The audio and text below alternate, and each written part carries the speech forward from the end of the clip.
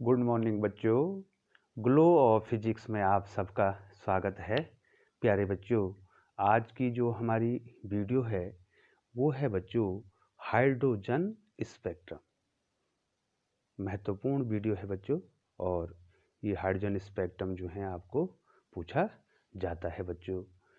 प्यारे बच्चों, इससे पहले जो हैं बोहर ने जो हैं हाइड्रोजन परमाणु के लिए जो हैं किसी भी इलेक्ट्रॉन की nवीं कक्षा के लिए एक फॉर्मूला दिया था बच्चों, और बोहर ने हाइड्रोजन परमाणु के nवीं कक्षा की ऊर्जा के साथ साथ इलेक्ट्रॉन की वेलोसिटी और जो इलेक्ट्रॉन की कक्षा में जो रेडियस है उसको भी ज्ञात किया था बच्चों। और उन्होंने हाइड्रोजन सदृश परमाणु के लिए हाइड्रोजन सदृश परमाणु जैसे, ठीक है बच्चों, उन्होंने हाइड्रोजन के लिए जो है एनर्जी का सूत्र दिया, लेकिन उसके साथ साथ जो है जिसमें एक इलेक्ट्रॉन है, ठीक है बच्चों, जैसे हीलियम हीलियम और लिथियम के लिए भी एनर्जी का सूत्र दिया बच्चों। इसका जो है परमाणु क्रमांक 2, ये बहुत ही महत्वपूर्ण है बच्चों। केवल हाइड्रोजन के लिए नहीं, हाइड्रोजन के सदृश जो परमाणु हैं जिनमें के पास जो है एक इलेक्ट्रॉन है, उनके लिए एनर्जी का सूत्र दिया है बच्चों। En बराबर -Z² RH n²। ठीक है बच्चों, अगर हीलियम के लिए निकालेंगे बच्चों इस एनर्जी का सूत्र, तो यहाँ पर 2 का स्क्वायर हो जाएगा। लिथियम के लिए निकालेंगे तो कितने का स्क्वायर हो जाएगा बच्चों? 3 का स्क्वायर हो जाएगा बच्चों। लेकिन हाइड्रोजन के लिए हाइड्रोजन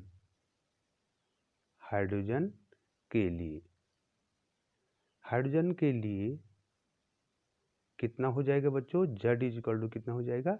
1 हो जाएगा। और हमने उसी के स्पेक्ट्रम की व्याख्या भी करनी है। तो एनर्जी कितनी हो जाएगी बच्चों? En माइनस ये 1 का स्क्वायर हो जाएगा RH n²। ठीक है बच्चों, और ये हो जाएगा बच्चों -RH n²। ठीक है बच्चों, इतना हो जाएगा। और ये जूल में होगा बच्चों, ये किस में होगा? जूल में होगा। और इसी को बच्चों हमने इलेक्ट्रॉन वोल्ट में भी बदलना है बच्चों। जब हम इसको इलेक्ट्रॉन वोल्ट में बदलते हैं बच्चों, तो इसकी वैल्यू आ जाती है 13.6 इलेक्ट्रॉन वोल्ट बटे n²। ठीक है बच्चों, और बच्चों अब आपको यही फॉर्मूला क्या करना है बच्चों? याद रखना है बच्चों। ये जो है हाइड्रोजन परमाणु में इलेक्ट्रॉन की जो ऊर्जा है, ठीक है बच्चों, वो आपके पास आ गई है। कितना आ गया बच्चों? 13.6 इलेक्ट्रॉन वोल्ट अपॉन n²। ठीक है बच्चों, अब बच्चों हम जो हैं हाइड्रोजन परमाणु की विभिन्न कक्षाओं की ऊर्जा निकालते हैं, और उसके बाद जो है बच्चों हम हाइड्रोजन का स्पेक्ट्रम आपको बताते हैं बच्चों। तो पहली कक्षा, थोड़ा आप ध्यान देंगे बच्चों, पहली कक्षा के लिए कितना हो जाएगा बच्चों? E1 हो जाएगा। ये देखिए बच्चों, ये 1 हो जाएगा, तो कितना हो जाएगा बच्चों? ये कितना हो जाएगा? अब ध्यान दीजिए आप, -13.6 अपॉन 1 का स्क्वायर, ठीक है, इलेक्ट्रॉन वोल्ट, दैट इज कितना हो जाएगा बच्चों? -13.6। ठीक है बच्चों, इतना इलेक्ट्रॉन वोल्ट। पहली कक्षा की ऊर्जा ये हो गई बच्चों।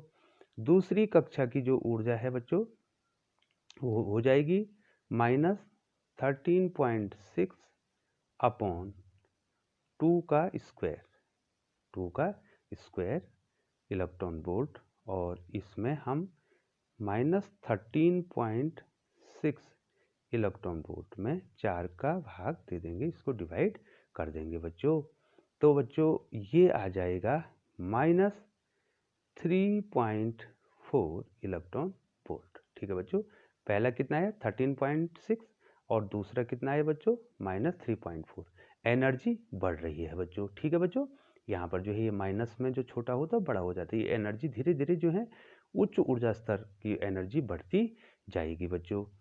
और अब E3 अगर निकालें बच्चों, हम केवल यहाँ पर 3 निकालेंगे बच्चों, कितना हो जाएगा -13.6 अपॉन 3 का स्क्वायर इलेक्ट्रॉन वोल्ट, और ये हो जाएगा बच्चों -13.6 अपॉन 3 का स्क्वायर 9 हो जाएगा इलेक्ट्रॉन वोल्ट। और अगर हम इससे डिवाइड करेंगे बच्चों तो ये हो जाएगा -1.5।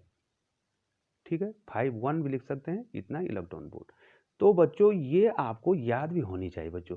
अब जो है मान लीजिए इलेक्ट्रॉन को इतनी ऊर्जा मिल जाती है कि वो जो है क्या हो जाता है परमाणु से बाहर निकल जाता है, आयनित हो जाता है, अर्थात अनंत ऊर्जा स्तर जो बहुत जो सबसे बाहरी कक्षा है उससे इलेक्ट्रॉन क्या हो जाएगा निकल जाएगा, तो ई इन्फिनिटी। ठीक है बच्चों, तो ई इन्फिनिटी कितना हो जाएगा बच्चों -13.6 अपॉन इन्फिनिटी का स्क्वायर। ठीक है, तो इलेक्ट्रॉन वोल्ट तो कितना हो जाएगा -13.6 अपॉन इन्फिनिटी, और इन्फिनिटी से जब डिवाइड करेंगे तो 0 आएगा बच्चों। ये देखो बच्चों, अब देखिए बच्चों यहाँ पर जो है हमारे पास जो है ये मैंने ये एनर्जी आपको बता दी बच्चों। अब जो है एनर्जी डिफरेंस कितना होगा E1 और E2 का।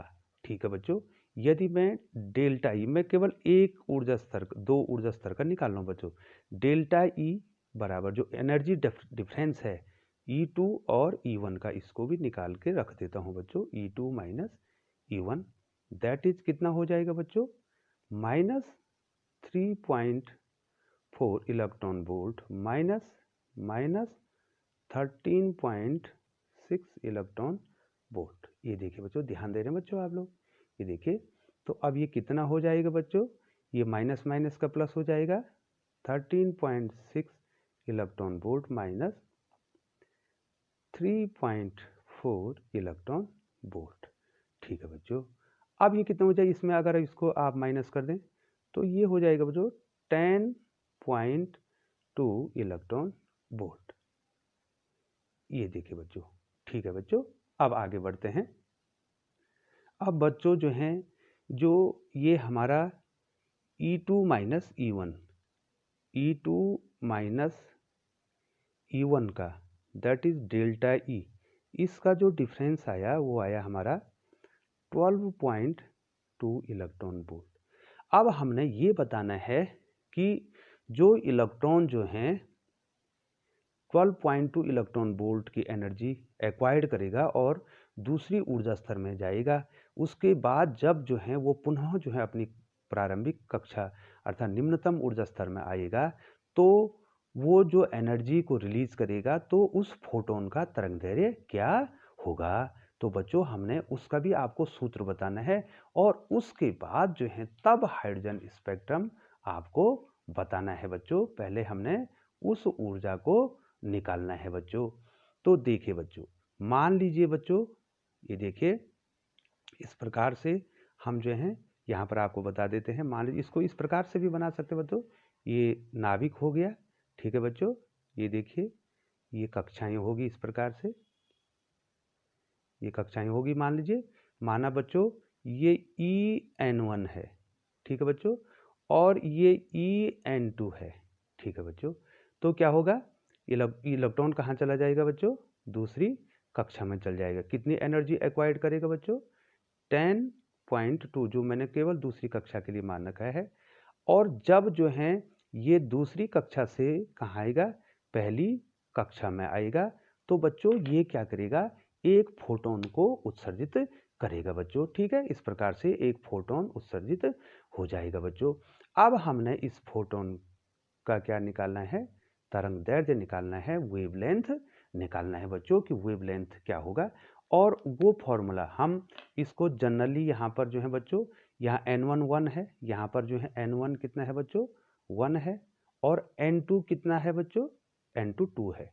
अब मैं एक जनरल फॉर्मूला यहाँ पे निकालता हूँ बच्चों, थोड़ा आप ध्यान देंगे तो यहाँ पर EN2 माइनस EN1 जनरल हो गया, कोई भी कक्षा हो सकती है, बराबर डेल्टा ई। ये देखिए बच्चों, ध्यान दिया, चूंकि हम जानते हैं कि ई एन बराबर क्या होता है, माइनस आर एच सी। ठीक है, रिडबर्ग कांस्टेंट के रूप में लिखेंगे बच्चों इसको, बटे एन स्क्वायर। फिर मैंने उसी रिडबर्ग कांस्टेंट के रूप में लिख दिया है, 13.6 के रूप में नहीं लिखा बच्चों, वो आपको याद रखना है। ठीक है बच्चों, आप देखिए बच्चों, ये तो ई एन का फॉर्मूला है, तो यहाँ पर बताइए बच्चों, EN2 कितना हो जाएगा, minus R H C upon N2 का स्क्वायर। सिमिलरली EN1 कितना हो जाएगा बच्चों, minus R H C upon N1 का स्क्वायर। ठीक है बच्चों, अब मैं डेल्टा ई निकाल देता हूं, अर्थात उन दो ऊर्जा स्तरों की एनर्जी का डिफरेंस निकाल देता हूं, तो कितना हो जाएगा बच्चों, N2 में से आपको माइनस करना है, माइनस आर एच सी बटे N2 का स्क्वायर, माइनस, ये देख रहे हो बच्चों, ये देख रहे हैं, ये देखें, माइनस कितना हो जाएगा, हाँ, माइनस आर एच सी बटे N1 का स्क्वायर। बच्चों ये आ गया समझ बच्चों, ये E2 माइनस E1 है, तो E1 ये क्या है, माइनस है, तो ये माइनस माइनस का क्या हो जाएगा बच्चों, प्लस हो जाएगा बच्चों। तो यहाँ पर हमारे पास डेल्टा ई कितना आ गया बच्चों, minus R H C upon N2 का square plus R H C upon N1 का स्क्वायर। ठीक है बच्चों, अब ध्यान देंगे यहाँ पे डेल्टा ई, ये डेल्टा ई बराबर कॉमन कितना आ गया बच्चों, आर एच सी, ये कॉमन आ गया है बच्चों आर एच सी, तो अब कितना बचा बच्चों, ये पहले आ जाएगा प्लस वाला, 1 बटे N1 का स्क्वायर माइनस 1 बटे N2 का स्क्वायर। ठीक है बच्चों, अब ये डेल्टा ई जो है क्या है, एनर्जी है फोटोन की, तो हम जानते हैं E इज इक्वल टू क्या होता है बच्चों, एच न्यू होता है, तो डेल्टा ई बराबर भी क्या होगा, एच न्यू होगा। ठीक है बच्चों, और न्यू बराबर होता है सी बटे लेमडा। ठीक है बच्चों, न्यू बराबर सी बटे लेमडा, कहाँ से हो गया बच्चों न्यू बराबर सी बटे लेमडा, चूंकि सी बराबर होता है न्यू लेमडा। ये देखिए बच्चों, ठीक है, तो न्यू बराबर क्या हो जाएगा बच्चों, सी बाई लेमडा, हमको लेमडा से ही तो मतलब है बच्चों। ठीक है बच्चों, अब हम डेल्टा ई की जगह पर क्या लिख देंगे बच्चों, कितना लिख देंगे बच्चों, कितना लिख देंगे, यहाँ पर देखो एच न्यू आया है ना, तो न्यू को क्या लिख देंगे, सी बटे लेमडा, एच सी बटे लेमडा बराबर आर एच सी 1/N1 का स्क्वायर माइनस 1/N2 का स्क्वायर। ठीक है बच्चों, यहाँ पर एच सी कैंसिल हो जाएंगे बच्चों। अब देखो बच्चों, अब हमारे पास क्या मिल गया है, 1/λ इज इक्वल टू आर, जो रिडबर्ग कांस्टेंट है, 1/N1 का स्क्वायर माइनस 1/N2 का स्क्वायर। ठीक है, ये देखो बच्चों, ये फॉर्मूला हमने आपको बता दिया। इसी के आधार पर अब हमने हाइड्रोजन स्पेक्ट्रम बताना है बच्चों आपको, कि विभिन्न जो लाइनें बनेंगी उसमें उनका तरंगदैर्घ्य कितना होगा बच्चों। और यहाँ पर आर है रिडबर्ग नियतांक, और इस रिडबर्ग नियतांक की जो वैल्यू है वो होती है 1.097 इंटू 10⁻7 प्रति मीटर। ठीक है बच्चों, इस रिडबर्ग कांस्टेंट की जो वैल्यू है, रिडबर्ग कांस्टेंट की जो वैल्यू है वो बच्चों हमने कितना बता दिया बच्चों, 1.097 इंटू 10⁻7 पर मीटर। ठीक है बच्चों, ये आपके पास आ गया बच्चों। ठीक है बच्चों, अब देखिए बच्चों, थोड़ा सा मैं यहीं पर आपको समझा देता हूं जो मैंने आपको पहले बताया है, और ये पहले की वीडियो में बार बार डिस्कस हो गया बच्चों। देखो बच्चों, परमाणु में इलेक्ट्रॉन क्या होता है, हमेशा जो है निम्नतम ऊर्जा स्तर में रहने की कोशिश करता है बच्चों। ठीक है, लेकिन जब परमाणु को बाहर से ऊर्जा मिलती है तो वह किसी भी उच्च ऊर्जा स्तर में चला जाता है बच्चों, और वहां कितना ठहरता है, बार बार का है, 10⁸ सेकंड यहाँ ठहरता है, और पुनः जो है किसी भी निम्न ऊर्जा स्तर में आ जाता है। निम्न का मतलब निम्नतम नहीं है बच्चों। ठीक है, थोड़ा मैं यहाँ पर समझा देता हूँ और फिर जो है मैं आपको इसको बताता हूँ बच्चों। थोड़ा यहाँ पर आप ध्यान देंगे बच्चों। यहाँ पर मैं आपको बताता हूँ, ये देखो, अब ये देखिए, ये नाभिक हो गया। ये देखो बच्चों, ये मैं ऊर्जा स्तर बना देता हूँ बच्चों। ठीक है, इस प्रकार से ऊर्जा स्तर यहाँ पे बना देते हैं। ये देखिए, ठीक है, इसको पूरा नहीं बना। ये क्या है बच्चों, n बराबर 1 है, ये n बराबर 2 है, ये n बराबर 3 है, ये n बराबर 4 है, ये n बराबर 5 है। ठीक है बच्चों, अब परमाणु ने जो है कितनी ऊर्जा एक्वायर्ड की, हमने हाइड्रोजन के लिए तो बना रखी बच्चों, इसकी -13.6 है। ठीक है, जो इलेक्ट्रॉन वोल्ट है, इसकी -3.4 है, और इसकी -1.4 है, 5 है इलेक्ट्रॉन वोल्ट। ठीक है बच्चों, ये हमने बता रखा। अब क्या होगा, इसके बीच का जो एनर्जी डिफरेंस है, कितना निकाला था बच्चों, इन दोनों के बीच का जो एनर्जी डिफरेंस है बच्चों, वो निकाला था 10.2 इलेक्ट्रॉन वोल्ट। यदि बाहर से जो है हमने उसको ऊर्जा दी, और वो क्या करेगा, 10.2 इलेक्ट्रॉन वोल्ट की एनर्जी लेके दूसरी कक्षा में चला जाएगा बच्चों। तो ये पहली कक्षा को कहेंगे आप निम्नतम ऊर्जा स्तर या ग्राउंड स्टेट कहेंगे बच्चों।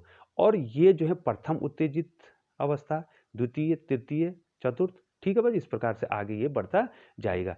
अब देखिए बच्चों, इसने 10 इलेक्ट्रॉन वोल्ट ऊर्जा ग्रहण की, और ये यहाँ n बराबर 2 में चला गया, और वहां 10⁻8 सेकेंड वो ठहरेगा, और अपनी ऊर्जा को जो है क्या करेगा, विद्युत चुंबकीय तरंगों के रूप में विसर्जित करेगा। और उसका हमने क्या निकालना है, तरंग दैर्ध्य का फॉर्मूला भी आपको बता दिया है, और 1/λ जो है यहाँ पर तरंग संख्या है बच्चों। ठीक है, आगे इसको डिस्कस करेंगे।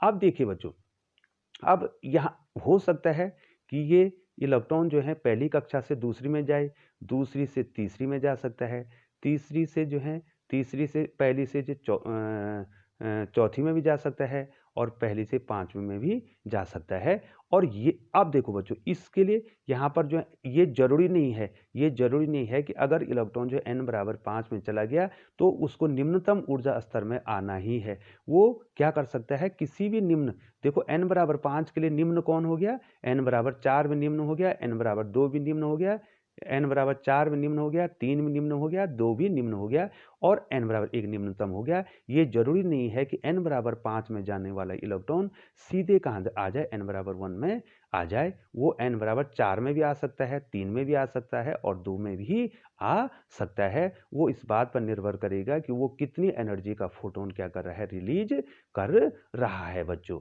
तो बच्चों, अब मैं आपको इसके बाद जो है हाइड्रोजन स्पेक्ट्रम के बारे में बताने वाला हूं बच्चों। तो बच्चों, अब हाइड्रोजन स्पेक्ट्रम के बारे में आपको बता रहे हैं। तो सबसे पहले एक वैज्ञानिक थे, बामर। ठीक है बच्चों,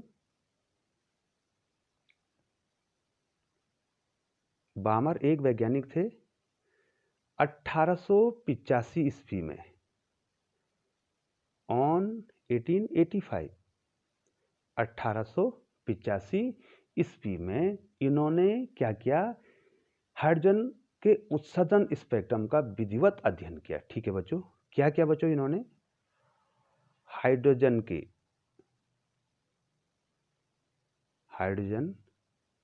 के उत्सर्जन इमिशन उत्सर्जन स्पेक्ट्रम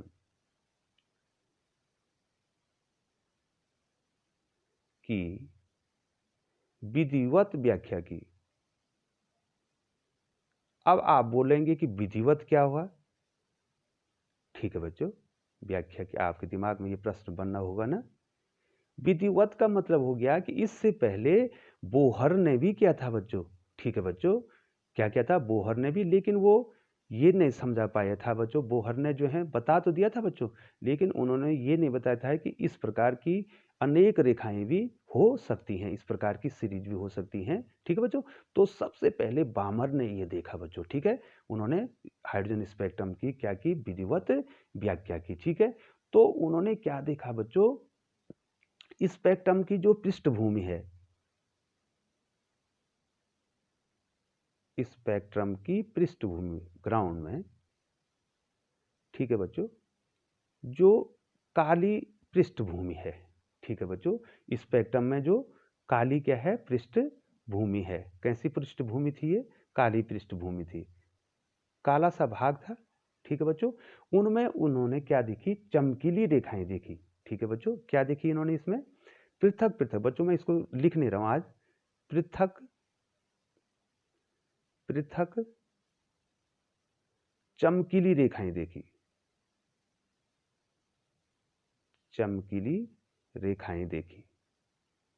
ठीक है बच्चों, और इन रेखाओं की विशेषता ये थी बच्चों कि जैसे जैसे जैसे जैसे हम आगे की ओर बढ़ रहे थे बच्चों, इनकी चमक भी क्या हो रही थी? कम हो रही थी, और इनके बीच की दूरी भी क्या हो रही थी? कम हो रही थी। इस प्रकार से बच्चों, पहला इस प्रकार से देखा उन्होंने। ठीक है बच्चों, फिर यहाँ पर ज़्यादा गैप था, ये देखे बच्चों। फिर इसके बाद जो है गैप क्या होने बैठ गया बच्चों? इसके बाद ये गैप क्या होने बैठ गया? कम होने बैठ गया। फिर ये गैप कम होने बैठ गया, फिर ये गैप कम होने बैठ गया, फिर ये गैप कम होने बैठ गया, और इस प्रकार से एक बार देखा इन्होंने कि ये बहुत ही घनी ये रेखाएं हो गई हैं। ठीक है बच्चों, यहाँ पर देखिए, तो इस प्रकार की ये रेखाएं उन्होंने देखी। इन रेखाओं की विशेषता क्या थी बच्चों? कि पहले तो ये रेखाएं क्या थी बच्चों? इनके बीच बहुत गैप था, लेकिन बाद में जो ये डेंस हो गई, यहाँ पर ये क्या हो गई? डेंस हो गई। ठीक है बच्चों, तो यहाँ पर जो ये तीन रेखाएं हैं, मैं बाद में बताऊंगा बच्चों, इसमें ये एच अल्फा, एच बीटा और एच गामा। ठीक है बच्चों, एच गामा, ये ही रेखाएं इन्होंने देखी। और जो है ये जो है बैकग्राउंड में जो है बारीक बारीक जो है आपको काली, उन्होंने काली रेखाएं देखी। तो बच्चों ये रेखाएं इसलिए देखी ये क्योंकि ये दृश्य भाग में पड़ रही थी, जिसे हम आंख से भी देख सकते हैं बच्चों। इस फोटोन को बहुत ही महत्वपूर्ण प्रश्न है, दृश्य भाग। बामर ने इसलिए स्पेक्ट्रम को देखा, इसमें देखो ये आंख से भी देख सकते हैं, तीन रेखाएं को हम दृश्य भाग में पड़ता है, और ये रेखाएं फिर पराबैंगनी भाग में पड़ जाती हैं। पराबैंगनी, ये पराबैंगनी भाग जो स्पेक्ट्रम का है उसमें पड़ती हैं, और ये तीन रेखाएं दृश्य भाग, विजिबल। ठीक है, ये विजिबल स्पेक्ट्रम, विजिबल पार्ट है, तो ये दृश्य भाग है। और इन फोटोन को आपको परीक्षा में भी ये पूछा जाता है, एक क्वेश्चन देता है आपको और कहता है कि क्या ये फोटोन दिखाई देगा? ठीक है बच्चों, यदि वो जो है क्या है, एच अल्फा, एच बीटा और एच गामा है, तो ये दिखाई देगा। इसकी जो तरंगदैर्घ्य है बच्चों 65-63 एंगस्ट्रॉम, कम से कम एक लाइन की तो आपको याद रहनी चाहिए। ठीक है बच्चों, ये आपको याद रहना चाहिए बच्चों, और हम निकाल देंगे। तो ये देखो, ये काले बैकग्राउंड में जो है उन्होंने ये देखा, इस प्रकार की चमकीली रेखाएं देखी। ठीक है बच्चों, और जब ये चमकीली रेखाएं देखी उन्होंने, तो उन्होंने ये भी देखा कि इन रेखाओं में जो नियमित समय अंतराल पर जो है हम आगे की ओर बढ़ रहे हैं, तो इन रेखाओं के ये देखो, इसके बीच की दूरी यहाँ पर ज़्यादा है, तो ये गैप जो है धीरे धीरे क्या हो रहा है? कम हो रहा है बच्चों। ठीक है बच्चों, क्योंकि जैसे जैसे हम ऊपर बढ़ेंगे तो एनर्जी का जो गैप होगा वो भी कम होगा। इस प्रकार से ये रेखाएं उन्होंने देखी बच्चों। ठीक है बच्चों, और उन्होंने एक फॉर्मूला दिया इस सीरीज के लिए। इस सीरीज के लिए उन्होंने क्या दिया बच्चों? एक फॉर्मूला दिया, जो कि हमने पहले निकाल रखा है। हमारे पास फॉर्मूला है 1/λ बराबर आर आर। ठीक है बच्चों, निकाला था ना बच्चों हमने 1/n1 का स्क्वायर माइनस अभी तो निकाला है बटे 1/n2 का स्क्वायर निकाला है ना बच्चों। ठीक है बच्चों, अब यहाँ पर बामर क्या कहते हैं बच्चों कि ये जो n1 है, ये जो n1 है वो 2 से शुरू होता है। ठीक है, अर्थात जो संक्रमण हो रहा है, ठीक है बच्चों, वो पहली कक्षा में नहीं बल्कि अन्य उच्च ऊर्जा स्तर से उच्च ऊर्जा स्तर से दूसरी कक्षा में हो रहा है बच्चों। ठीक है, n1 का मतलब समझ गए, दूसरी कक्षा। ठीक है बच्चों, तो n1 2 से शुरू होगा और n2 जो शुरू होगा इससे आगे उच्च ऊर्जा स्तर जो हो जाएंगे 3 4 5 6 इस प्रकार से शुरू हो जाएंगे बच्चों ये। ठीक है बच्चों, तो उन्होंने एक सूत्र इसके लिए दे दिया। ठीक है बच्चों, उन्होंने एक सूत्र इसके लिए दे दिया। तो वो सूत्र कितना दे दिया बच्चों, 1/λ इज इक्वल टू आर 1/2 का स्क्वायर। ठीक है बच्चों, 2 का स्क्वायर ये फिक्स कर दिया उन्होंने कि कहाँ पर आएगा इलेक्ट्रॉन, कहाँ पर आएगा उच्च ऊर्जा स्तर से दूसरी कक्षा में आएगा। और यहाँ पर इस n2 को उन्होंने कह दिया ये n2 कितना होगा बच्चों, ये n2 कितना होगा, यहाँ पर ये n2 कितना होगा 3 4 5 6 7 इस प्रकार से हो जाएगा बच्चों। ठीक है बच्चों, तो अगर इसको हम इस प्रकार से प्लॉट करें बच्चों, इस प्रकार से यहाँ पर दिखा सेपरेट इसी को दिखाएं बच्चों हम, तो कैसे हम इसको दिखा सकते हैं। तो n बराबर 2 ये इसकी निम्न ऊर्जा स्तर होगा, निम्नतम नहीं बच्चों, निम्नतम तो 1 है, लेकिन उन्होंने देखा कि ये कहाँ पर आ रहे हैं, n बराबर 2 में आ रहे हैं बच्चों। ये n बराबर 2 हो गया बच्चों, ये देखिए बच्चों,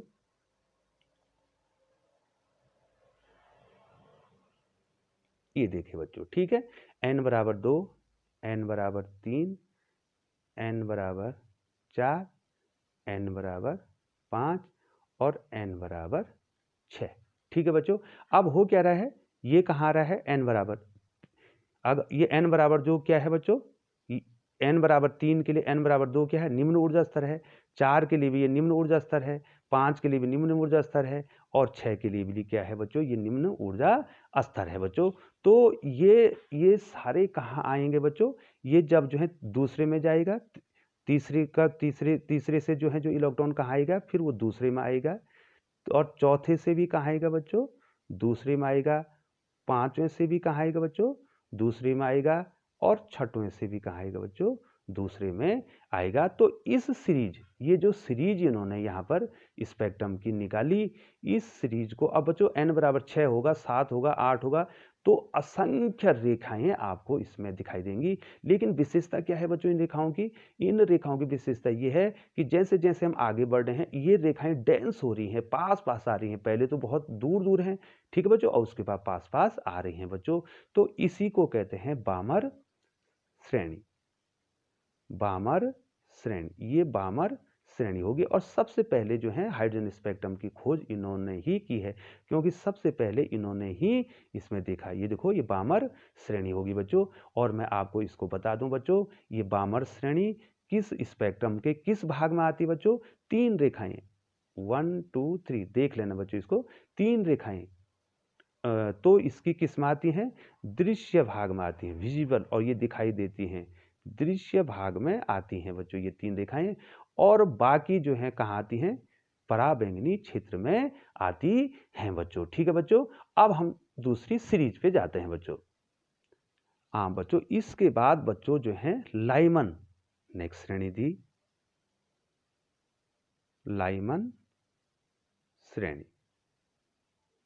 ठीक है बच्चों,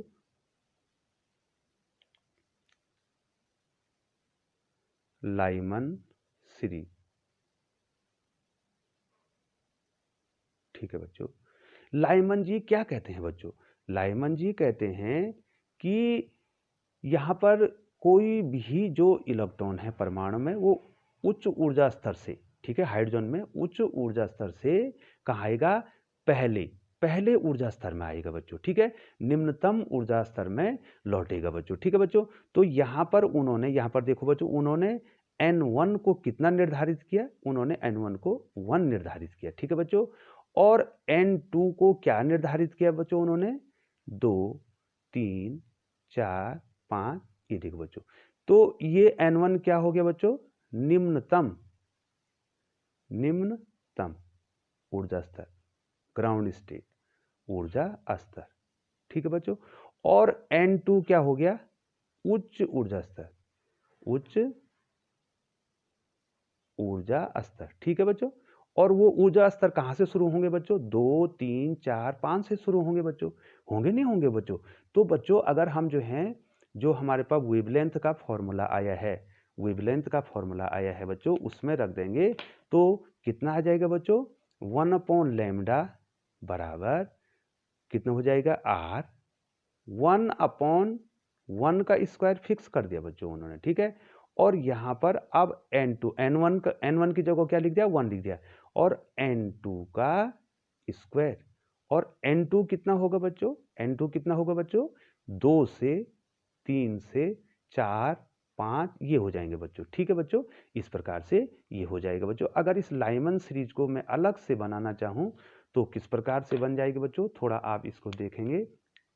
लाइमन सीरीज कैसे बन जाएगी बच्चों, ये देखिए बच्चों, लाइमन सीरीज इस प्रकार से बन जाएगी, ठीक है।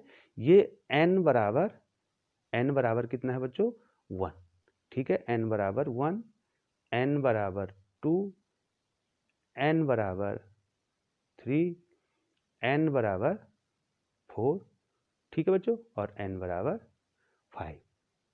ये देखो बच्चों, यहां पर आपको ध्यान देना है कि ये n बराबर 1, N1 जो है ये निम्नतम ऊर्जा स्तर है, ग्राउंड स्टेट है।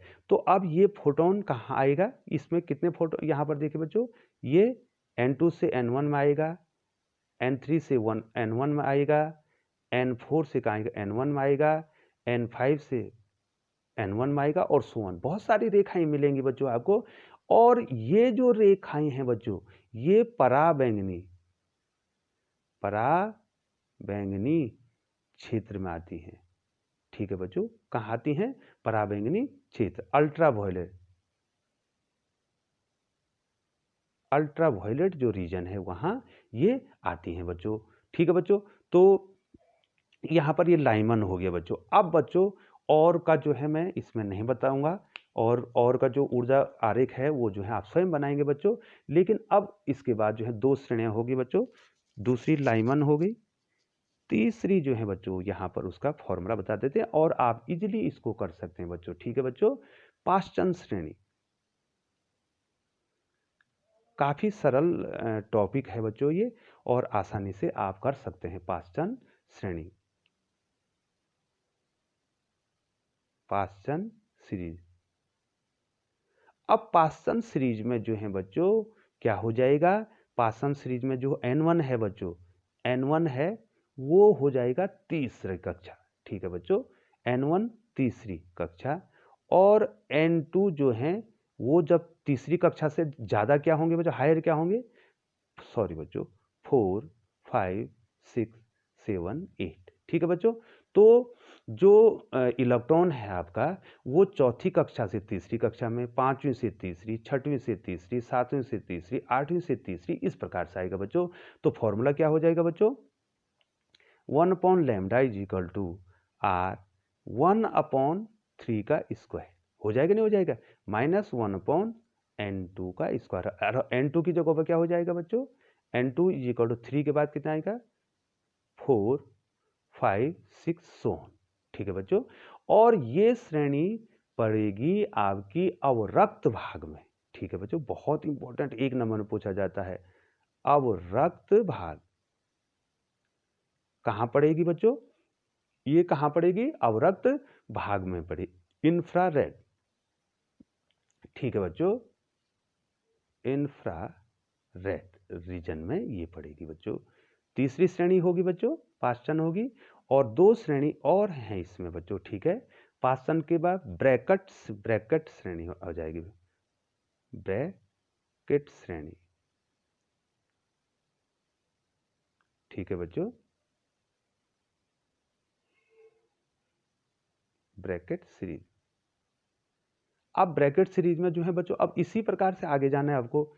N1 यहां पर क्या हो जाएगा बच्चों, 4 हो जाएगा, और N2 यहाँ पर क्या हो जाएगा 5, 6, 7 इस प्रकार से हो जाएगा बच्चों। ठीक है बच्चों, अब ये हम निकालें इसको तो कितना हो जाएगा 1 lambda is equal to R 1/4 का स्क्वायर। ठीक है बच्चों, 1/4 का स्क्वायर माइनस 1/N2 का स्क्वायर। और N2 कितना हो जाएगा बच्चों, जब यहाँ 4 आएगा तो यहाँ क्या 5, 6, 7 इस प्रकार से आ जाएगा। और ये भी जो है कहाँ पड़ेगा बच्चों, ये भी जो है अवरक्त भाग में पड़ेगा। कहाँ पड़ेगा बच्चों, अवरक्त भाग में ये पड़ेगा बच्चों। ठीक है बच्चों, और अंतिम जो है बच्चों इसमें फुंड श्रेणी आ जाएगी बच्चों, फुंड श्रेणी आ जाएंगी, फुंड सीरीज। ठीक है बच्चों, फुंड सीरीज में क्या हो जाएगा बच्चों, अब N1 बराबर 4 तो आ गया था, N1 बराबर 5 और N2 बराबर क्या हो जाए 6, 7, 8, 9 इस प्रकार से ये हो जाएंगे। तो 1/λ कितना आ जाएगा बच्चों, 1/λ कितना आ जाएगा R 1/5 का स्क्वायर माइनस 1/N2 का स्क्वायर। और ये N2 कितना हो जाएगा बच्चों 5, 6, 7, 8 ये हो जाएगा बच्चों। और ये श्रेणी भी अवरक्त भाग में आएगी। ठीक है बच्चों, कहाँ आएगी बच्चों, ये भी अवरक्त भाग में आएगी, अवरक्त भाग में ये आएगा बच्चों। अब बच्चों इतने के बाद जो है मैं हाइड्रोजन स्पेक्ट्रम का पूरा सा जो है फिगर आपको बता देता हूं बच्चों। तो बच्चों इस प्रकार से जो है अब आप देखिए, मैं आपको बता रहा हूं, इसको पूरा क्लियर यहाँ पर समझा रहा हूं बच्चों। ये देखिए बच्चों, मैं ऊपर ले जाता हूं इसको सबसे पहले। ये देखिए बच्चों, यहाँ देखिए, यहाँ आपको क्या बता रहा हूँ बच्चों देखिए बच्चों, यहाँ पर एनर्जी कितनी है पहली कक्षा की, ये n बराबर 1 है। और पहली कक्षा की एनर्जी कितनी है बच्चों, ये देखो -13.6 इलेक्ट्रॉन वोल्ट। दूसरी कक्षा की एनर्जी कितनी है बच्चों, अगर आप यहाँ देखें, मैं पहले लाइंस बता देता हूँ, n बराबर 2 दूसरी कक्षा और एनर्जी -3.4 इलेक्ट्रॉन वोल्ट दिखाई दे रहा है बच्चों। अब मैं तीसरी कक्षा बता दूं, ये ऊर्जा आरेख भी है बच्चों, ये ऊर्जा आरेख तो है बच्चों। इस ऊर्जा आरेख को उचित पैमाना मान के भी बना सकते हैं। इसका एनर्जी गैप क्या 10.2 है, इसका एनर्जी गैप जो है इसमें आप इसमें से इसको माइनस कर देंगे तो कम आ जाएगा। और उसको पैमाना मान के भी जो है आप इस ऊर्जा आरेख को बना सकते हैं और उत्सर्जन स्पेक्ट्रम को दिखा सकते हैं बच्चों। ये देखो n बराबर 3 है बच्चों, तो एनर्जी कितनी है -1.5 इलेक्ट्रॉन। अब देखो बच्चों, अब मैं सबसे पहले आपको लिए चलता हूं बच्चों लाइमन सीरीज में बच्चों। ये देख रहे हैं बच्चों, n बराबर कितना है, n1 कितना है या n कितना 1 है। ये देखो, ये लाइमन श्रेणी ये कहाँ पड़ रही बच्चों, पराबैंगनी क्षेत्र में, अल्ट्रावायलेट रीजन में पड़ रही बच्चों। अब मैं आपको एक एक कर इसमें दिखाता हूँ बच्चों। ये देखिए बच्चों, यहाँ पर क्या हो रहा है, पहला कहाँ आ रहा है, ये देखो N2 से कहाँ आ रहा है, ये देखो N1 में। ठीक है बच्चों, दूसरा कहाँ आ रहा है बच्चों, हाँ ठीक है बच्चों, यहाँ पर ये दिखा दिया बच्चों, यहाँ पर ये देखो, ये दो एक साथ हो गई हैं, आप इसको ध्यान नहीं देंगे, ये एक साथ बना दी है मैंने। ठीक है, ये देखो N2 से N1 में, यहाँ पर क्या आ जाएगा बच्चों, यहाँ पर क्या आ जाएगा, ये देखिए N3 से कहाँ जाएगा, फिर वही N1 में, N4 से कहाँ जाएगा, N1 में आ जाएगा, N5 से कहाँ जाएगा, N1 में आ जाएगा बच्चों। तो पहली सीरीज ये देखो बच्चों, लाइमन सीरीज देखो, ये देखिए कहाँ आ रहा है, ये आपको केवल ये देखना बच्चों, ये कहाँ आ रहा है N1 में। N1 से ऊपर वाली सब कहाँ आ रही हैं, N1 में आ रही हैं, तो ये लाइमन सीरीज। अब देखिए बच्चों दूसरा, देखिए यहाँ पर देखो बामर श्रेणी दिखाई दे रही है। बामर श्रेणी ये देखो किस भाग में आएंगे, अधिकांश जो है इसका दृश्य भाग में आएगा, H अल्फा, H बीटा और H गामा। पहली लाइन को H अल्फा, दूसरी लाइन को H बीटा और H गामा इस प्रकार से नाम देते हैं। ठीक है बच्चों, और आपको इसके जो प्रथम लाइनें हैं, प्रथम 3 लाइन है, उनका तरंग दैर्ध्य भी याद रखना चाहिए बच्चों, आप सूत्र द्वारा निकाल सकते हैं बच्चों। ये देखो बच्चों, ये बामर श्रेणी है, तो ये n बराबर कितना है 2 में आएगा बच्चों। और 2 में आएगा तो ये देखो 3 से 2 में, 4 से 2 में, 5 से 2 और 6 से 2 में। अब तीसरी श्रेणी क्या बना रखी बच्चों हमने, ये देखिए ध्यान दीजिए, पाश्चन श्रेणी है ना बच्चों। पाश्चन श्रेणी कहाँ पड़ेगी बच्चों, इंफ्रारेड में, अवरक्त भाग में आएगी। कितने में आएंगे बच्चों, इलेक्ट्रॉन कहाँ जाएंगे, n बराबर 3 में, n बराबर 3 में। इस n बराबर 3 में, जो कि निम्न, इसके लिए निम्न ऊर्जा हो जाएगी, और यहाँ से उच्च ऊर्जा क्या हो जाएगी, n बराबर 4। ये देखिए बच्चों, n बराबर 4 से आ रहा है ना, फिर n बराबर 5 से आ रहा है, n बराबर 6 से, n बराबर 7 में, ये 5 टन। अब ब्रैकेट श्रेणी किस में स्थित है बच्चों, n बराबर 4 में, इसके लिए निम्न ऊर्जा होगी बच्चों ये। ठीक है बच्चों, और यहाँ से उच्च ऊर्जा कितनी हो जाए, n बराबर 5, n बराबर 6, n बराबर 7, n बराबर 8। ये देखो, ये ब्रैकेट श्रेणी कहाँ पड़ेगी बच्चों, ये भी अवरक्त भाग में पड़ेगी, इंफ्रारेड में पड़ेगी। अब ये देखो बच्चों, अंतिम फुंड श्रेणी आप दिखाई दे रहे, कितना दिखाई दे रहा है, n बराबर 5। देखिए n बराबर, ये देखो थोड़ा मैं नीचे कर देता हूँ इसको, n बराबर कितना है बच्चों, ये n बराबर कितना है, 5 है। ये देखो फुंड श्रेणी, तो n बराबर 5 जो है उसकी निम्न ऊर्जा स्तर है। ठीक है बच्चों, इसके लिए निम्न ऊर्जा स्तर 5 हो गया, तो उच्च ऊर्जा स्तर कितने हो जाएंगे बच्चों, 6, 7 और 8। ये क्या हो जाएगा, फुंड श्रेणी। ये भी किस में पड़ रहा है बच्चों, अवरक्त भाग में पड़ रहा है बच्चों। ठीक है बच्चों, इस प्रकार से जो है बच्चों ये हाइड्रोजन, और बच्चों यहाँ पर आयनन स्टेट कितना हो जाएगा, ये देखिए n इन्फिनिटी की ऊर्जा कितनी हो जाएगी, 0 हो जाएगी बच्चों। ठीक है बच्चों, तो बच्चों ये था हाइड्रोजन स्पेक्ट्रम, और काफ़ी आसान है बच्चों, और पूरी आशा करता हूँ कि आपको आ गया हो गया। बहुत बहुत धन्यवाद बच्चों।